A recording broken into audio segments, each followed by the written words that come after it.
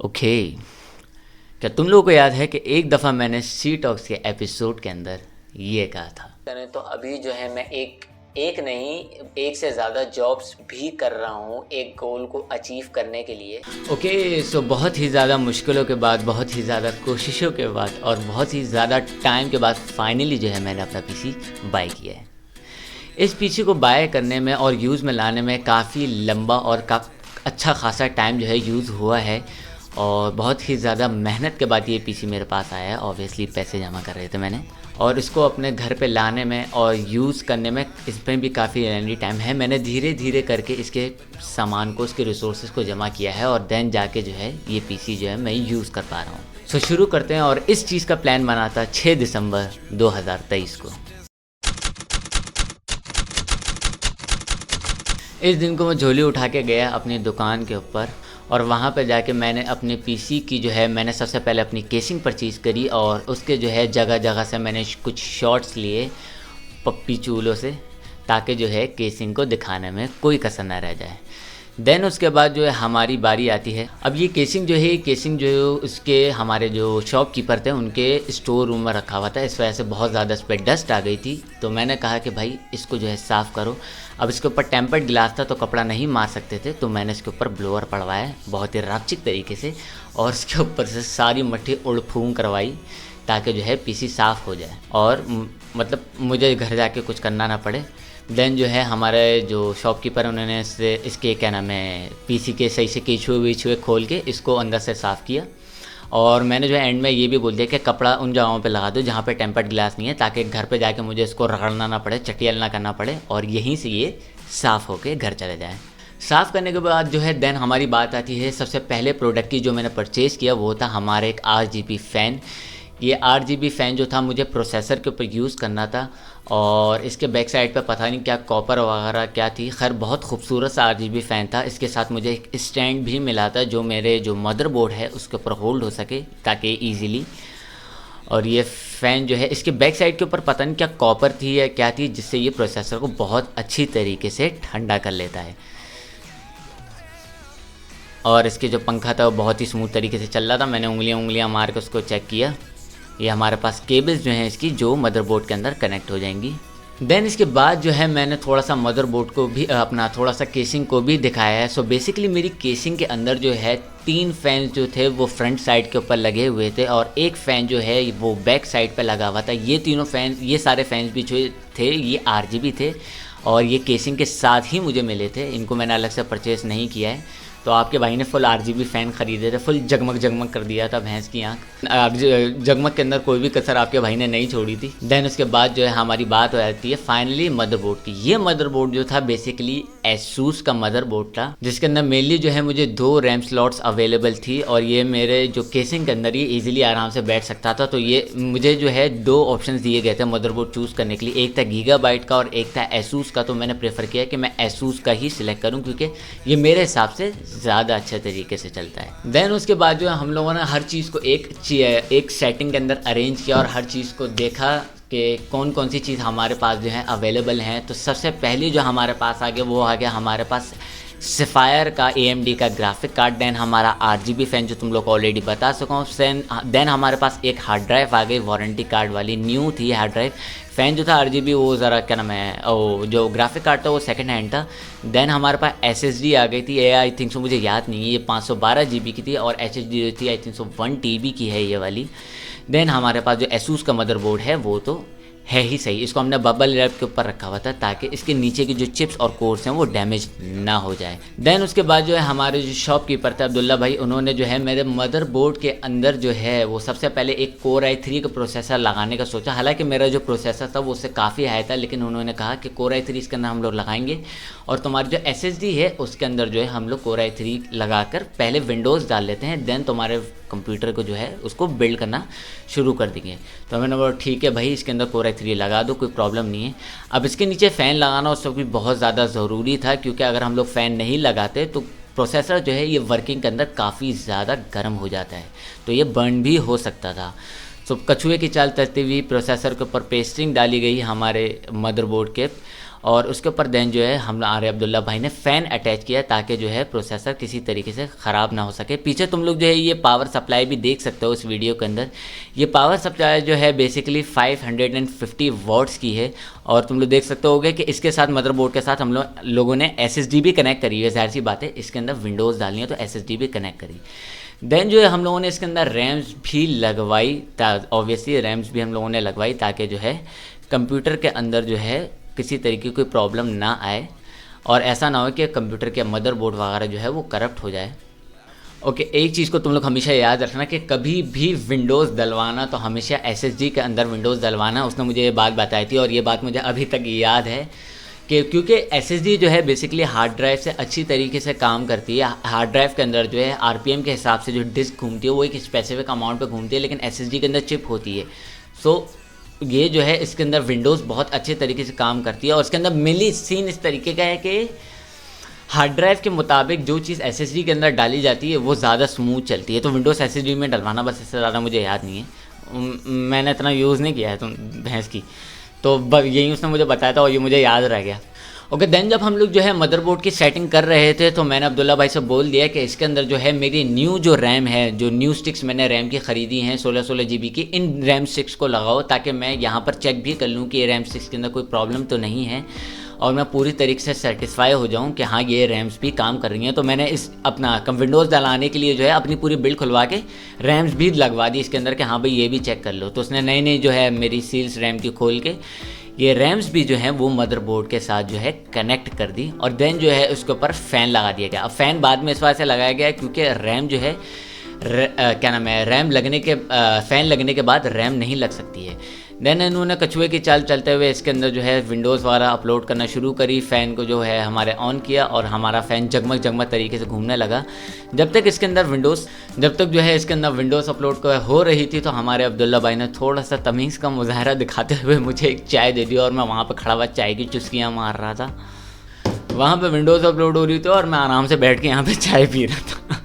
Then जो है हमारी विंडोज़ इंस्टॉल होना शुरू हो गई और भाई ये चीज़ जो थी ना विंडोज़, इसने मेरा दिमाग ख़राब कर दिया था क्योंकि ये बहुत ज़्यादा टाइम लगा रही थी अपलोड होने में और इसके अलावा इसके अंदर कुछ आई थिंक सो ड्राइवर्स वगैरह भी थे जिसको इंस्टॉल करना था, तो वो भी भाई दिमाग ख़राब हो गया था। खैर लेकिन फाइनली थैंक गॉड कि हर चीज़ अच्छी तरीके से वर्किंग के अंदर थी, मदरबोर्ड इजीली ऑन हो गया था और हर चीज़ प्रॉपर्ली वर्क के अंदर चल रही थी। जब तक मैं अपने विंडोज़ अपलोड करवा रहा था, सेटिंग्स करवा रहा था, तो वहीं पे एक बंदा आया हुआ था जो अपना PC तकरीबन I think so 2.5 lakh rupees का लेके आया हुआ था और बेसिकली वो अपने कंप्यूटर के अंदर जो है GTA 5 इंस्टॉल कर रहा था और GTA 5 उसका 3 घंटे से इंस्टॉल नहीं होके दे रहा था। मतलब समझ लो इतना महंगा PC और 3 घंटे हो गए जिसका GTA 5 बेचारे का इंस्टॉल नहीं हो रहा था और वो बस इसी ताक में बैठा हुआ था कि भाई ये इंस्टॉल हो और मैं घर जाऊँ। तो उसे देख देख के भैंस क्या मुझे बुरा लगने लग गया था, मैं बुरा फील करने लग गया था भैंस क्या कि इसका इंस्टॉल हो, ये बेचारा जाए अपने घर पे। अगर तुम लोग नोट करो कि अभी के ज़माने में जब इतना ज़्यादा इंटरनेट यूज़ होने लग गया है, इतना ज़्यादा चीज़ें जब एवोल्यूशन जो है इंटरनेट के ज़माने के अंदर जब आ गई हैं, तो लोग अभी भी जाके जो है लिटरली कंप्यूटर से गेम्स को इंस्टॉल करवा रहे हैं लोगों के पास जाके, या फिर CD से गेम को इंस्टॉल कर रहे हैं। भाई एक चीज़ हमेशा याद रखो, कभी भी USBs के ज़रिए और क्या नाम है जो दुकानों पे जाके ये गेम्स इंस्टॉल मत करवाया करो। ये प्रीपेड वर्जन्स नहीं होते हैं, ये सारे क्रैक्ड वर्जन्स होते हैं। ना ही CD से इंस्टॉल करा करो गेम्स को। सबसे पहली चीज़, इनसे एक तो वायरस आने का बहुत ज़्यादा ख़तरा होता है और ये वायरसेस भी ऐसे आ सकते हैं जो लिटरली तुम्हारे विंडोज़ तक को करप्ट कर सकते हैं, यहाँ तक कि तुम्हारे लिटरली ड्राइव्स तक को क्रैश कर सकते हैं, उड़ा सकते हैं, SSD फूंक देंगे तुम्हारी, ये तक भी कर सकते हैं। तो भाई इनसे नहीं डाउनलोड किया करो, क्योंकि अगर तुम लोग जो है वो ऑनलाइन परचेज करोगे और इनसे डाउनलोड करोगे तो दोनों के अंदर पैसे तो तुम्हें देने पड़ेंगे, लेकिन ऑनलाइन परचेज के अंदर ये है कि थोड़े से पैसे तुम लोगों को ज़्यादा देने पड़ेंगे। जैसे एपिक्स गेम हो गया, जैसे स्टीम हो गया, ये बहुत अच्छे प्लेटफॉर्म्स है, तो इनके अंदर तुम परचेज कर सकते हो गेम को और इनमें बस थोड़े से पैसे ज़्यादा देने पड़ेंगे, लेकिन इट्स वर्थ इट, क्योंकि एक तो ये वेरीफाइड एप्लीकेशंस होती हैं और इनके ज़रिए जो गेम्स इंस्टॉल होते हैं ये वेरीफाइड गेम्स इंस्टॉल होते हैं और एक दफ़ा तुम इनको परचेज कर लो देन ये हमेशा के लिए तुम्हारी लाइब्रेरी में सेव हो जाते हैं। देन तुम इसको कितनी भी दफ़ा इंस्टॉल कर सकते हो और अनइंस्टॉल कर सकते हो और दोस्तों की भी आईडी में जाके इसको ऑन करके अपने आईडी लॉगिन करके उनके कंप्यूटर में भी इंस्टॉल कर सकते हो। तो ये बेटर ऑप्शन है। तो कोशिश मेनली यही किया करो कि भले ही कम पैसे हों तो थोड़ा से जमा करके इन वेरीफाइड एप्लीकेशन से गेम को परचेज करा करो, ना कि किसी कंप्यूटर शॉप पर जाकर यूएसबीज के जरिए या फिर सीडीज के जरिए अपने कंप्यूटर के अंदर गेम्स डाला करो। ओके, सो हर चीज़ सेटलमेंट करवाने के बाद फाइनली जो है हमारे शॉपकीपर अब्दुल्ला भाई को जो हमने कह दिया कि अगर तुम लोग विंडोज़ डाल रहे हो उसके अंदर,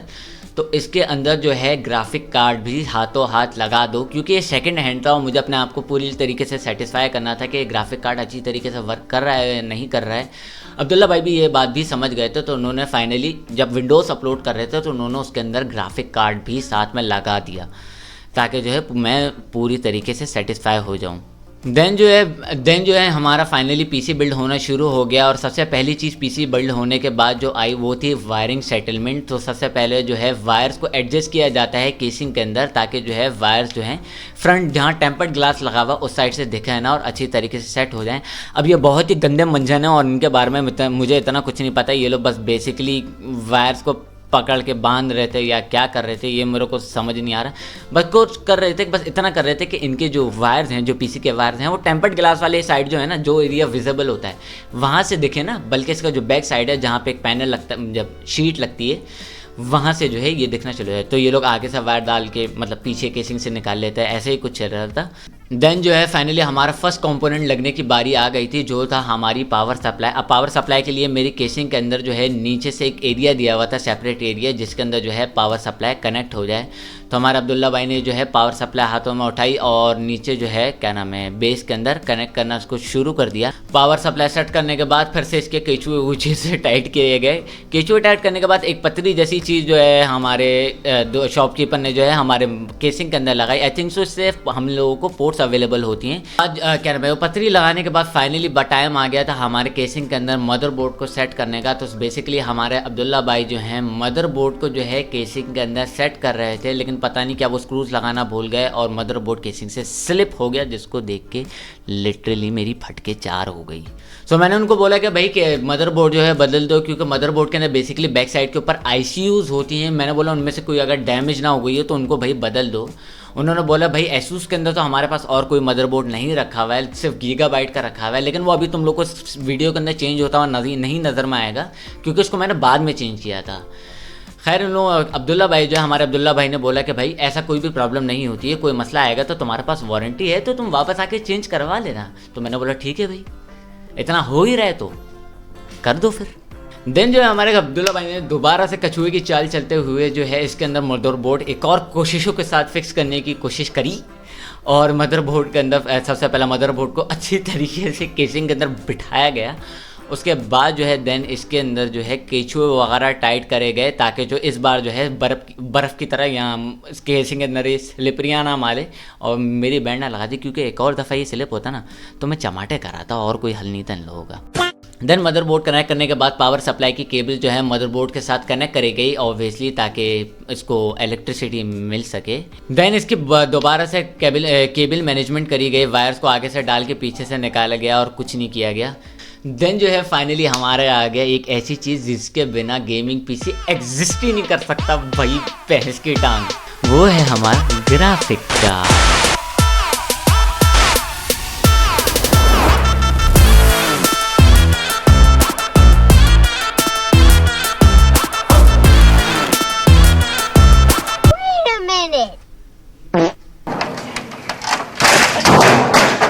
देन जो है फाइनली ग्राफिक कार्ड भी जो है केसिंग के अंदर मदरबोर्ड के साथ उसको बिठाने की कोशिश करेगी। सबसे पहले इसके अंदर जो है पतरी वगैरह को एडजस्ट किया गया और देन जो है हमारे ग्राफिक कार्ड को भी केसिंग के अंदर बिठा दिया गया, ताकि ये भी अच्छी तरीके से ऑब्वियसली वर्क कर सके। देन इसके भी जो है केचुए वेचुए से टाइट करे गए, ताकि ये भी बर्फ़ की तरह इस पर स्लिपरियाँ ना मारे। और मुझे एक बात बताओ, ये ग्राफिक कार्ड के पंखे को घुमाने में क्या मज़ा आता है? मुझे बात बताओ। पता नहीं कि मज़ा तो आता है, एक तो कोई मज़ा है, ये सिर्फ सच्चे गेमर बताएंगे और कोई नहीं बताएगा भैंस की। देन फाइनली जो है हमारी HDD जो है 1 TB की, उसकी नई सील को खोला गया। अब मैंने HDD जो है वो उसको क्या नाम है मदरबोर्ड के साथ उस वक्त कनेक्ट नहीं करवाए थे, क्योंकि न्यू HDD थी। तो मैंने बोला इसको जब मदरबोर्ड क्या नाम है केसिंग के अंदर सेट करो, तो उसी वक्त ही इसकी सील खोल के इसको क्या नाम है केसिंग के अंदर सेट करना। अभी इसको खोलकर टेस्टिंग के लिए या फिर विंडोज़ के लिए जो है एडजस्ट नहीं करो। तो उन लोगों ने नई जो है HDD की जो है सील खोली और इसको जो है इसके लिए एक अलग से पतरी दी हुई थी जिसके ऊपर इन्हें कनेक्ट करना था। पीछे हमारे भाई का GTA 5 इंस्टॉल हो रहा था, जो कि बहुत मुश्किलों के बाद एक्चुअली इंस्टॉल हो रहा था। देन एक पतरी के ऊपर जो है हमारी HHD लगाई गई, उसके पीछे एक SSD थी। दोनों जो है HHD और SSD आमने सामने थी और बीच में पतरी थी, एक सैंडविच की तरह बेसिकली, जिसको तुम बीच में से काट के एक बाइट भी ले सकते हो।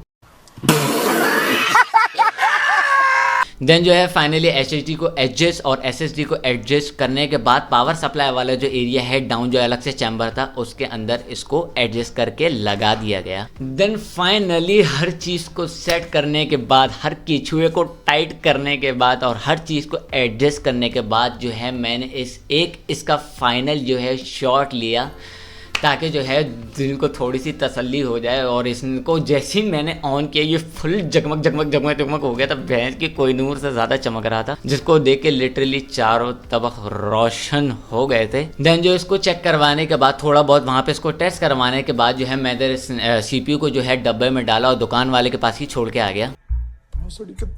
सो बेसिकली इसके पास छोड़ने का इसका मेनली रीज़न ये था क्योंकि इसके अंदर जो है वो ड्राइवर्स जो थे ग्राफिक कार्ड के आई थिंक सो कोई इंस्टॉल करने थे और वो मुझे नहीं आते हैं। मैंने PC को इतना नहीं यूज़ किया, सो उसने मुझे ये कहा था कि इसके ड्राइवर्स वगैरह जो है तुम चाहो तो मैं तुम्हें दे देता हूँ पैक करके, तुम घर जाके इंस्टॉल कर लेना इसको। लेकिन मैंने मना कर दिया, मैंने बोला नहीं भाई मैं इसके अंदर कछुआ हूँ तो उसको तुम ही इंस्टॉल करके रखो। तो एक दिन के लिए मैंने बिल्ड करवाने के बाद जो है उसके पास ही छोड़ दिया था PC को। देन जो है रात भर बैठ के उसने इसके अंदर ड्राइवर्स वगैरह इंस्टॉल करे, हर चीज़ को विंडोज़ वगैरह को एडजस्ट किया और देन जो है फाइनली PC मेरे पास अगले दिन जो है वो आ गया। अगले दिन मेरे पास जो PC आया उसको मैं देन उठा के घर पे लेके आया और देन जो है मैंने शुरू करी हमारे PC की unboxing. And here you got the unboxing of this PC। Okay, so finally ये आ चुका है मेरे पास, हर चीज़ कंप्लीट होने के बाद ये PC मेरे घर पे, जो कि इस बूस्ट केस बड़े से भारी है, इस डब्बे के अंदर आया। इसको रोटेट कर देता हूँ, ये देखो भाई, ये है भाई CPU। मॉनिटर भी मेरे पास रखा हुआ है, मॉनिटर के ऊपर बाद में नजर डालेंगे, पहले इसकी अनबॉक्सिंग कर लेते हैं। उसने हर चीज को पैक करके मुझे सेंड किया है, तो इसको कर लेते हैं अनबॉक्स।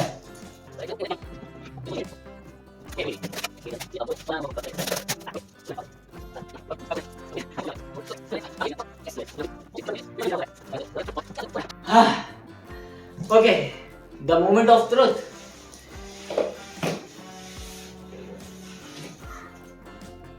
ओके, आ गया। एक डब्बे को फेंक देते साइड में, मतलब रख देते आराम से, फ्रेम के बाहर कर देते। ओके,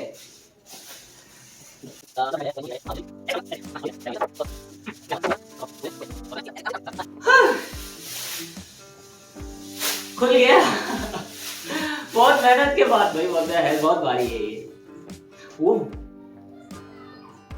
वो द हेल करंट मार रहा है ये, व्हाट। और सबसे बुरी चीज ये है कि मैंने लास्ट टाइम PC 6 साल पहले इस्तेमाल किया था, तो अभी एक तरह से समझ लो मुझे जीरो कहते हैं ना, जिसे जीरो से मुझे इस PC को चलाना पड़ेगा और सीखना पड़ेगा कि बेसिकली PC को यूज किस तरीके से किया जाता है। पहले उसको मैं अपनी टेबल पे सेटअप कर लूँ, उसके बाद देन हम उसको ऑन करते हैं और देखते हैं शशके, मतलब इतना भारी इतना महंगा बनाया है तो देखे तो भैंस की क्या दे रहा है रिजल्ट। अच्छा, इससे पहले तुम लोगों को मैं मॉनिटर दिखा देता हूँ, उसको मैं जरा साइड पर कर दूँ।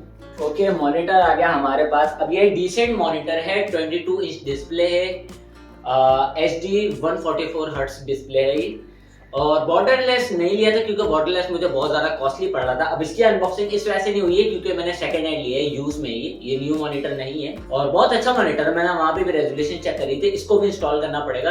बाकी कीबोर्ड और माउस जो है वो डिसेंट है, वो इतने अभी शशके वाले नहीं। मेनली तो मैं तुम लोगों को सेटअप नहीं, सिर्फ अपना CPU दिखा सकूंगा, पर बाद में किसी दिन पूरा का पूरा सेटअप दिखाएंगे, ठीक है, अगर तुम लोगों को चाहिए होगा तो। Okay, back to the future. Unboxing करने के बाद जो है इसको मैंने अपनी टेबल वगैरह के ऊपर एडजस्ट कर लिया था और देन जो है उस वक्त मेरे पास बेसिकली कंपोनेंट्स जो है इसके अवेलेबल नहीं थे, तो उस वक्त बेसिकली मेरे पास एक डेल का सस्ता सा माउस था और एक डेल का सस्ता सा एक फ्लैट कीबोर्ड था। HP का डेल का मुझे करंटली अभी याद नहीं है, मैंने चेंज कर दिया वो। सो पीसी बना के घर पे लाने में, इसको शूट करने में और उस पर गेम्स खेलने में इसके बीच में एक्चुअली अच्छा खासा टाइम है। इस पीसी को तो मैं लेके आ गया था, लेकिन इसके जो कंपोनेंट्स हैं उनको मैंने धीरे धीरे करके जमा किया था। जैसे माउस और कीबोर्ड हो गया मेरा, ये पीसी आने के बाद देन मैं लेके आया, अच्छा सा एक माउस लेके आया, फिर देन पैसे जमा करके अच्छा सा कीबोर्ड लेके आया, देन मैं ऐसे ही हेडसेट लेके आया और देन ऐसे ही लास्टली माइक लेके आया। तो मतलब एक साथ ही मैं सारी चीज़ों को, पीसी वगैरह हर चीज़ को उठा के अपने घर पे नहीं ले गया था। इसको धीरे धीरे करके मैंने अपने पास जमा किया है और उसके अंदर अच्छा खासा थोड़ा लेंदी टाइम, 2 से 2.5 हफ्ते का टाइम लगा। Okay, that's it for the today's video और व्लॉग। आई थिंक तुम लोगों को व्लॉग जो है ये वाला पसंद आया होगा। ये बहुत ही डिफरेंट व्लॉग था, बहुत ही प्यारा और डिफरेंट एक्सपीरियंस था कि मैंने लाइफ में पहली दफ़ा अपने लिए कोई पीसी बिल्ड करवाया हो। ये एक्सपीरियंस भी बहुत यूनिक था और उसके अंदर जो मुझे प्रॉब्लम्स फेस करने के लिए मिली थी वो भी बहुत ही एक्सट्रीमली यूनिक थी।